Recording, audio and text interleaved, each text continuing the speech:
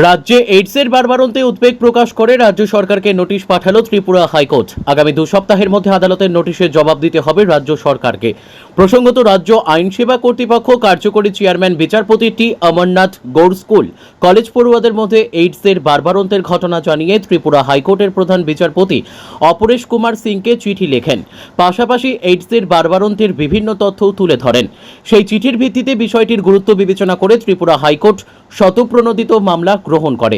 সরকারি আইনজীবী কোহিনুর নারায়ণ ভট্টাচার্য নোটিশটি গ্রহণ করেন। সরকারি আইনজীবী কোহিনুর নারায়ণ ভট্টাচার্য বলেন, বুধবার ত্রিপুরা হাইকোর্টের প্রধান বিচারপতি অপরেশ কুমার সিং ও বিচারপতি অরিন্দম লোধের ডিভিশন বেঞ্চ ওঠা ওই মামলায় রাজ্য সরকারের শিক্ষা ও স্বাস্থ্য দপ্তর, কেন্দ্রীয় সরকারের স্বাস্থ্য মন্ত্রক ও জাতীয় এইডস কন্ট্রোল সোসাইটিকে বাদী করে কিভাবে ছাত্রছাত্রীদের মধ্যে এইডস ও নেশার বাড়বাড়ন্ত ঠেকানো যায় এবং তারা এখন পর্যন্ত কি ব্যবস্থা নিয়েছে সেই বিষয়ে জানতে চেয়েছে।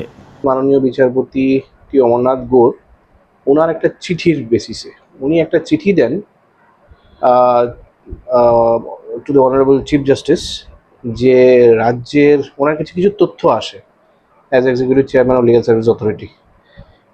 তথ্য আসে যে রাজ্যের যে এইডসের সংক্রমণ ছাত্রছাত্রীদের মধ্যে স্পেশালি খুব অ্যালার্মিং রেটে বেড়ে গেছে এবং ডেথ সেটাও খুব অ্যালার্মিং রেটে বেড়েছে।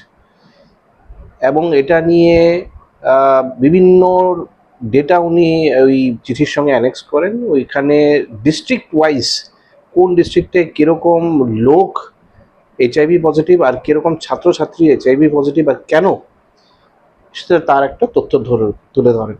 সেই চিঠির বেসিসে আমাদের সরকারকে একটা অগ্রিম নোটিশ দেওয়া হয়, তথ্য দেওয়া হয় ইনফ্যাক্ট, এবং ফিক্স করা হয় আজকে কেসটা। তো আজকে যখন কেসটা উঠলো তখন যদিও সরকার পক্ষের থেকে আমার কাছে মোটামুটি সমস্ত ধরনের তথ্যই দেওয়া হচ্ছিল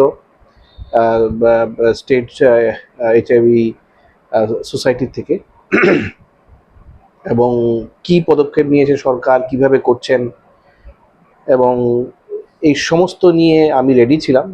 আজকে কগনিজেন্স নেন এই পাবলিক ইন্টারেস্ট লিটিগেশনটা নিয়ে, নোটিশ ইস্যু করেন সরকারকে, সেক্রেটারি হেলথকে নোটিশ ইস্যু করেন, সেক্রেটারি এডুকেশনকে নোটিশ ইস্যু করেন, গভর্নমেন্ট অফ ইন্ডিয়াকে নোটিশ ইস্যু করেন, এবং 2 সপ্তাহের মোস্ট প্রবলি এখন অব্দি ডেটটা কনফার্ম হয়নি, 2 সপ্তাহের একটা টাইম পিরিয়ড বেঁধে দেন যে এর মধ্যে এসে আমাদের জবাব দিয়ে রিপোর্ট পেশ করতে হবে যে সরকার কি পদক্ষেপ নিচ্ছে, আর কি নেওয়া যেতে পারে, এগুলো নিয়ে আলোচনা হবে।